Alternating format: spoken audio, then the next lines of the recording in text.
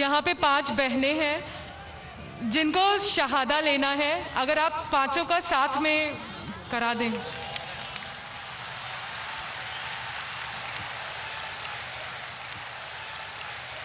मैं जो नहीं चाहता हूँ वो अल्लाह ताला कर रहा है। मुझे किसी ने कहा कल कि शहादा इतने हो रहे, क्यों ना आप ऐलान करो कि एक साथ में दो तो वक्त बचेगा और लोग आएंगे। मैंने कहा मैं पब्लिक में नहीं कहना चाहता हूँ, लेकिन माशाअल्लाह लोग को पता है कि वक्त कम है, तो पांचों बहनें साथ में माइक के नज़दीक आ गए।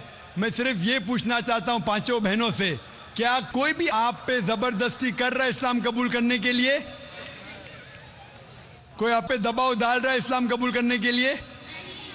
आप मानते हैं कि खुदा एक है और अल्लाह के अलावा कोई माबूद नहीं?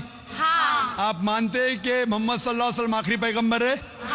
मैं सिर्फ ये पूछना चाहता हूँ कि बारी बारी एक बहन अपना नाम कहे, अभी आपका नाम क्या और कौन से मजहब से ताल्लुक़ रखते, उसके बाद मैं साथ में कलमा पढ़ाऊंगा आपको।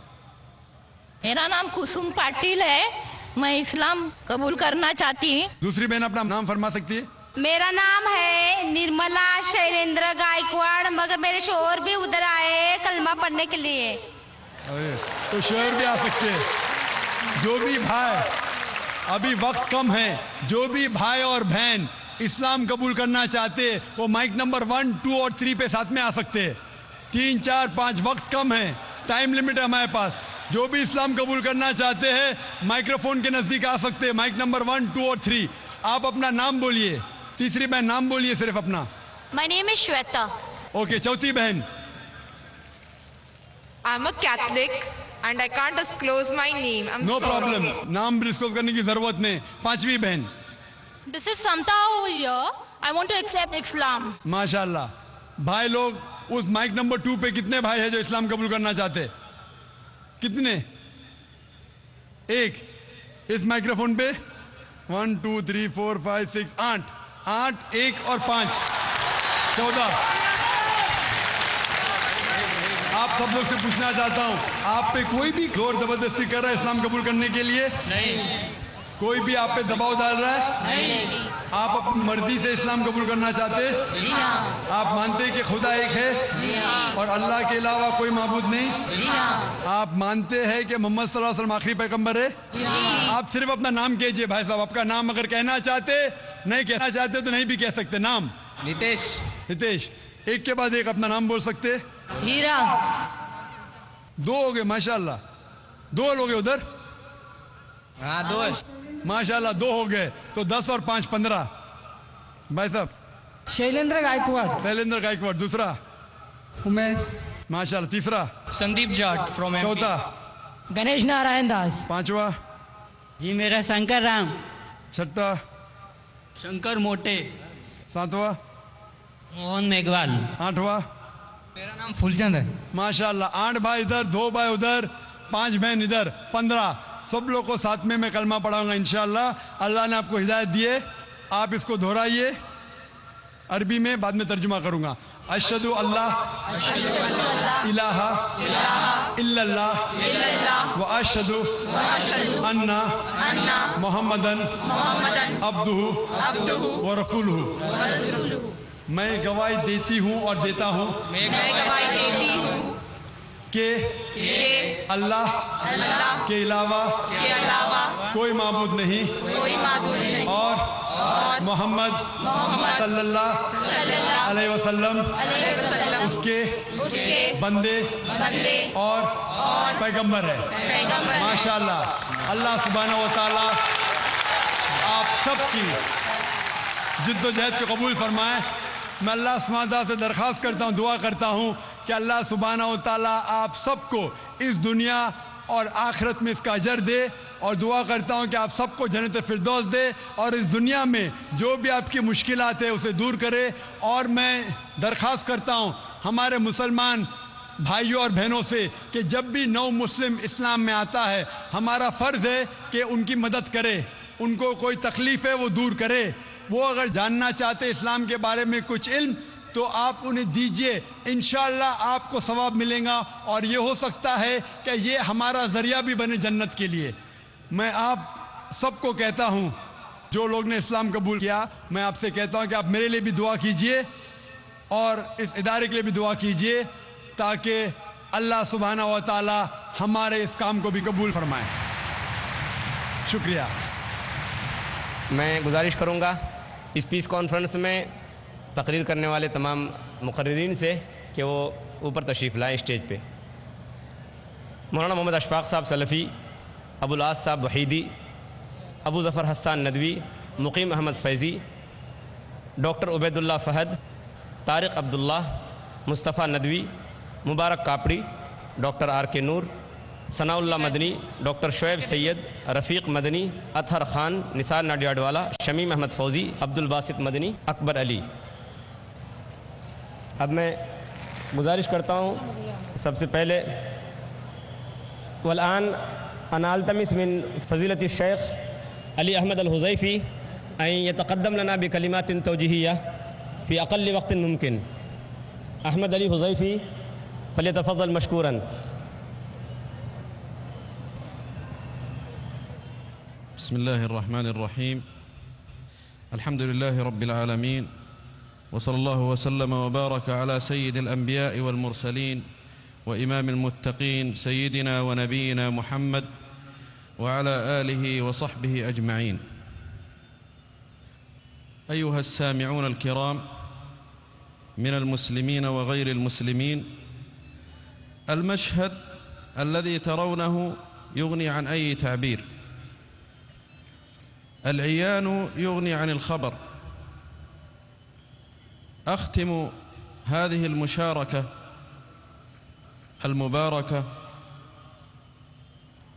بشكر الله سبحانه وتعالى أولاً الذي وفقني للوقوف بينكم وللوقوف على فعاليات هذا المؤتمر مضموناً، وذلك لما حواه أيضاً من تأصيل علمي لمثل هذه الفعاليات، ولا عجب ولا غرو في ذلك، فهذه القناة وهذه الأعمال أصلاً قد انبثقت من منظمة الأبحاث الإسلامية، وهذه شهادة تكفي لأعمال هذا المؤتمر.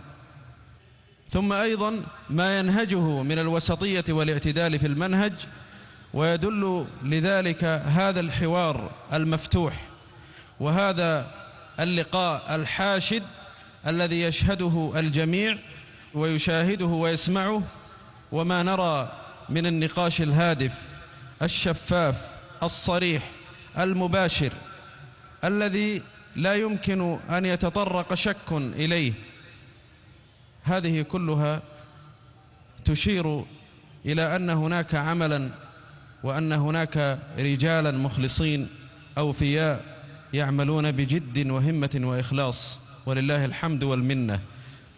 أيضاً من ثمراته ما نجده من توافد غير المسلمين ولله الحمد، وذلك لما لمسوا وشاهدوا وأيقنوا من أن هنالك ديناً حقاً ينبغي لكل إنسان أن ينظر فيه وأن يعمل عقله فيه وأن يتأمل فيه بإنصاف، لا أن يغلق عقله وأن يحجر على نفسه ويحرم نفسه من خيري الدنيا والآخرة. ثم أختم ذلك بشكر صاحب الأرض مشكورا على تعاونه وعلى حضوره معنا هذه الليلة، كما أشكر الحكومة الهندية على هذا التعاون الذي إن دل فإنما يدل على انفتاح ووعي ونضج. أسأل الله سبحانه وتعالى بمنه وكرمه وجوده وفضله، أسأله بأسمائه الحسنى وصفاته العلى ما علمت منها وما لم أعلم، أن يهدي ضال المسلمين وأن يهدي غير المسلمين إلى دينه الحق الذي ارتضاه لنفسه والذي ارتضاه لعباده أجمعين. أسأله سبحانه وتعالى أن يجمع القلوب على الهدى وأن يؤلف بينها على الحق، إنه ولي ذلك والقادر عليه. وصلى الله على سيدنا ونبينا محمد وعلى آله وصحبه أجمعين.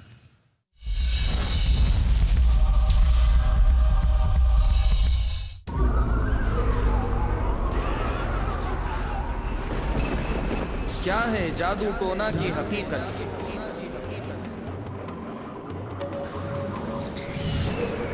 क्या बदल सकती है इनसे किस्मत?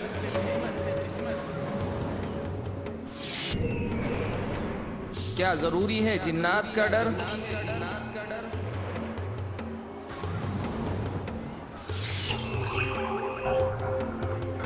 क्या वाकई होता है नजर बद का असर? देखिए हमारे साथ हमारा प्रोग्राम जीन जादू नजर बद सिर्फ पीस टीवी उर्दू पर। किस तरह इस्लाम देता है जमाने के मनफी नजरियात को बदल। जिन जादू और नजरे बद हर बुध शाम 5:30 बजे और दोबारा रात 12 बजे इंडिया में पीस टीवी उर्दू पर।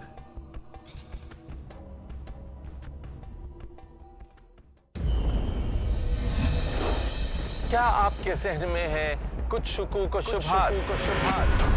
तो फिर देखिए पीस टीवी उर्दू पर हाफिज मामून के सवालात और मेरे जवाबात।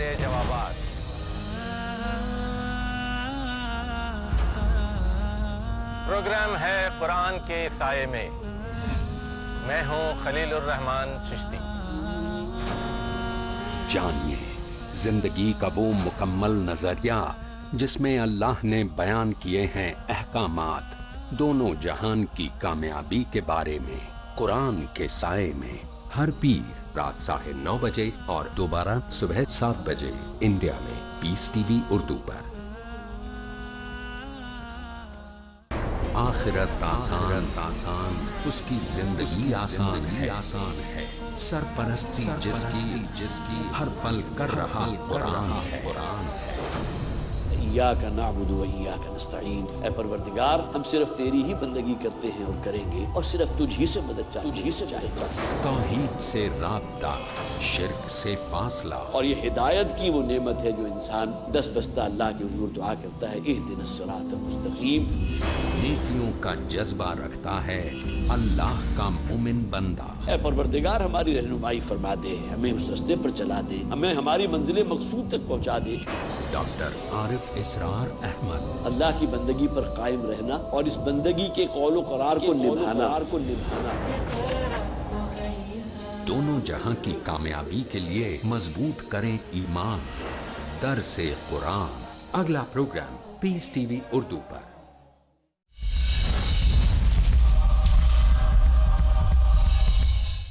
अल्हम्दुलिल्लाह अल्लज़ी बिनिअमतिही ततिम्मुस सालिहात। तमाम तारीफ़ उस अल्लाह के लिए है जिसकी तौफ़ीक़ से, जिसकी इनायतों से नेकियां पाए तकमील को पहुँचती। 10 रोज़ कबल जो इस्लामी एक अजीम कॉन्फ्रेंस इस्लाम इंसानियत के लिए हल शुरू हुई थी, अल्हम्दुलिल्लाह वो इख्तिताम पजीर हो रही है। अल्लाह रब्बुल आलमीन इस खिदमत को अपनी रज़ा के लिए कबूल फरमाए। नशर इस्लाम, फ़रोग़ इस्लाम का इसको ज़रिया बनाए। और जनाब डॉक्टर ज़ाकिर नायक साहब, उनके मुआविनीन और अंसार की और वो उलमा जो तशरीफ़ लाए हैं उसमें ये हिचमतां भी है। अल्लाह ताला हम सब की और आप सब की कोशिशों को दीन के लिए अपनी रज़ा के लिए कबूल फरमाए और इस कॉन्फ्रेंस के दूर रस और मुफीद असरात अल्लाह ताला ज़ाहिर फरमाए। इन्नहु ताला रऊफ़ुर रहीम व सल्लल्लाहु अलैहि व बारक अला अब्दिही व रसूलिही नबीना मुहम्मद व अला आलिहि व सहबिही अजमाइन। मौलाना अबू ज़फ़र हसन नदवी साहब। बिस्मिल्लाहिर्रहमानिर्रहीम। आज उस सफ़र का इख्तिताम है जो आज से 10 रोज़ पहले जुमे के रोज़ शुरू किया गया था। ये डॉक्टर ज़ाकिर नाइक की कोशिशें हैं, उनका हौसला है, उनकी हिम्मत है कि बम्बई जैसे मशगूल शहर में उनकी आवाज़ पे लाखों की तादाद में लोग जमा हो गए। ये इंसानों का ठाठे मारता हुआ समुंदर बता देता है हिंदुस्तान की सरज़मीन पे इस्लाम का मुस्तक़बिल रोशन है। इस्लाम जिंदाबाद, इस्लाम पाइंदाबाद। शुक्रिया। डॉक्टर उबैदुल्लाह फ़हद साहब, मुख्तसर से इसमें कीजिए, बहुत कम वक्त है। बिरादरान ख़्वाहरान इस्लाम, अस्सलामु अलैकुम। काबिल मुबारकबाद हैं डॉक्टर ज़ाकिर नायक, उनके रफ़क़ा, इस्लामिक रिसर्च फाउंडेशन का पूरा अमला, पीस टीवी के कारकुनान और सैकड़ों हज़ारों की तादाद में काम करने वाले रज़ाकारान और वो तमाम मुआविनीन जो आज यहाँ नज़र नहीं आ रहे हैं लेकिन उनके ताउन की वजह से ये कॉन्फ्रेंस मुनक़िद हो सकी। वो तमाम लोग भी जो कभी स्टेज पर नहीं आए, जिनको कोई देखता नहीं है, लेकिन ऐसे ही लोग इतने बड़े बड़े प्रोग्रामों के पीछे कामयाबी की ज़मानत होते हैं। शुक्रिया, आप सबका बहुत बहुत शुक्रिया। مولانا مقیم صاحب فیضی. السلام علیکم ورحمۃ اللہ وبرکاتہ. اللہ کا شکر ہے کہ یہ کاروان امن پوری قوت کے ساتھ آگے بڑھ رہا ہے، اور میں صرف اتنا کہنا چاہوں گا کہ مسلمانوں کے پاس اپنے دین کے پیغام امن کو عام کرنے کے لیے ایک چینل نہیں کئی چینل ہونا چاہیے. لیکن میں شکریہ ادا کرتا ہوں پورے عالم اسلام کی طرف سے ڈاکٹر ذاکر نائک صاحب کا کہ وہ امت کی طرف سے فرض کفایہ ادا کر رہے ہیں. اللہ تعالیٰ ان کی کوششوں کو قبول فرمائے. السلام علیکم. ڈاکٹر ذاکر نائک صاحب آپ حضرات تشریف رکھیں، انشاءاللہ بھی دعا ہوگی. الحمدللہ ساری تعریف اللہ کے لیے ہے. یہ کانفرنس الحمدللہ 10 روز ختم ہو گئے ابھی اس کانفرنس کے، اور سب سے پہلے میں شکریہ ادا کرنا چاہتا ہوں اللہ سبحانہ و تعالیٰ کا جس کی مدد سے یہ کانفرنس کامیاب ہوا. اور اس کے بعد جو ہمارے مقررین جو ماشاءاللہ 30 سے زیادہ جو ہمارے عالم دین، ہمارے مفکر دین، مبلغ اسلام جو ہزاروں میل دور سے آئے، ان عالم دین کا میں شکریہ ادا کرنا چاہتا ہوں. ان کے بنا یہ کانفرنس کامیاب کبھی بھی نہیں ہوتا. اور کئی لوگ ہزاروں میل کئی دیگر شہروں سے آئے اس ملک کے، اور اس ملک کے باہر سے بھی، سعودی عربیہ سے اور UAE سے، مدینہ سے، مکہ سے، ریاض سے، شارجہ سے، علین سے. اللہ ان کو جزائے خیر دے. اور اس بمبئی شہر کی جو بڑا مجمع یہاں ہے، سب سے پہلے میں شکریہ ادا کرنا چاہتا ہوں بامبے پولیس فورس کا، پولیس کمشنر بامبے کے حسن غفور صاحب، جوائنٹ کمشنر آف پولیس لا اینڈ آرڈر KL پرساد صاحب، جوائنٹ کمشنر آف پولیس راکیش مریا صاحب. انہوں نے ماشاءاللہ ہمارا کافی ساتھ دیا انتظامات میں. سینکڑوں پولیس لگائی اتنے بڑے لاکھوں کا مجمع کو قائم رکھنے کے لیے. میں ان کا شکر گزار ہوں. اور اس کے ایڈیشنل CP سدانند دتا صاحب اور اس علاقے کے سینئر پولیس انسپیکٹر نکم میڈم، یہ سب کا شکریہ ادا کرنا چاہتا ہوں. اور اس کانفرنس کو جو انتظام کے لیے جتنے والنٹیئرز ہیں، الحمدللہ 2500 والنٹیئرز یہاں موجود ہے، اور تقریباً 2000 والنٹیئر بمبے کے باہر سے آئے. ان سب کا شکریہ ادا کرنا چاہتا ہوں. اور جتنے بھی کام کرنے والے ہیں تقریباً 5000 سے زیادہ ہے، ان سب کا شکریہ ادا کرنا چاہتا ہوں. اور جتنے بھی IRF کے سٹاف، ٹیکنیکل سٹاف، ان سب کا شکریہ ادا کرتا ہوں. ان سب کی کوششوں کے ساتھ ہونے کی وجہ سے یہ کانفرنس کامیاب ہے. اور میں آخر میں شیخ احمد علی حذیفی جو مدینہ سے آئے، ان کا شکریہ ادا کرنا چاہتا ہوں. اور آخر میں فرمانا چاہتا ہوں کہ اس کانفرنس کو ختم کرے ان کی دعا کے ساتھ.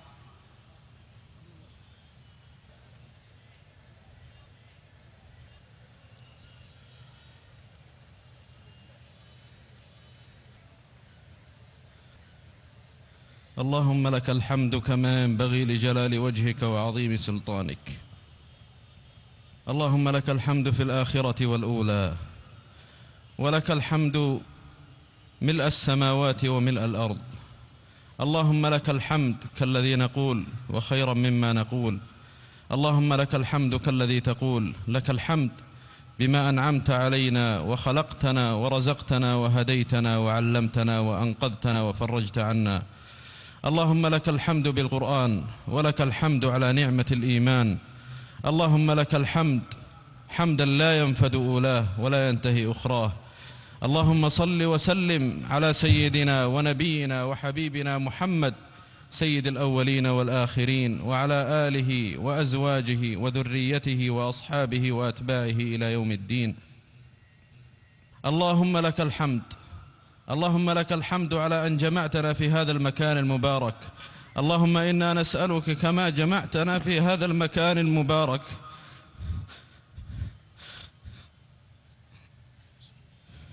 نسألك أن تجمعنا في جنات النعيم. اللهم إنا نسألك أن تجمعنا في جنات النعيم مع النبيين والصديقين والشهداء والصالحين، وحسن أولئك رفيقا.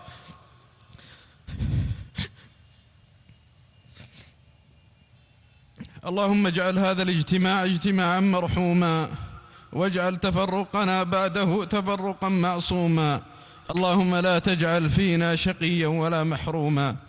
اللهم لا تفرق هذا الجمع إلا بذنب مغفور وعمل صالح مبرور وتجارة لن تبور، يا عزيز يا غفور. اللهم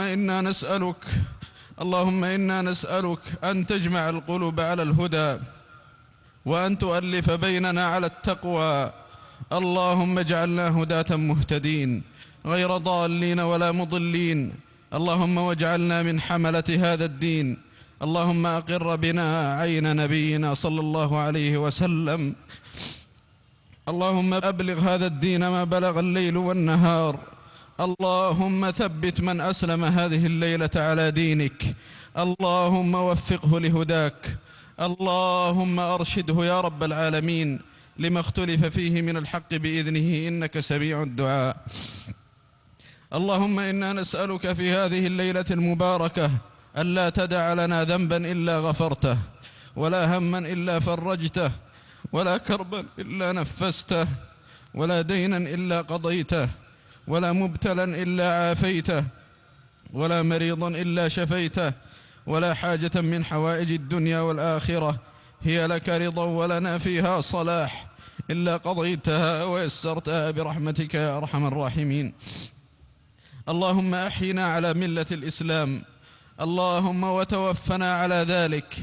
اللهم واحشرنا تحت لواء نبيك صلى الله عليه وسلم وفي زمرته. اللهم وأكرمنا يوم القيامة في الجنة بصحبته يا رب العالمين.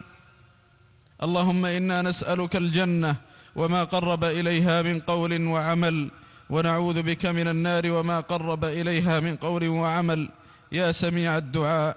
اللهم ما قصر عنه رأينا وضعف عنه عملنا ولم تبلغه نيتنا وأمنيتنا من كل خير سأله أحد من عبادك أو أنت معطيه أحدا من خلقك، فإنا نسألكه يا رب العالمين، يا أكرم الأكرمين، يا رب السماوات والأرضين.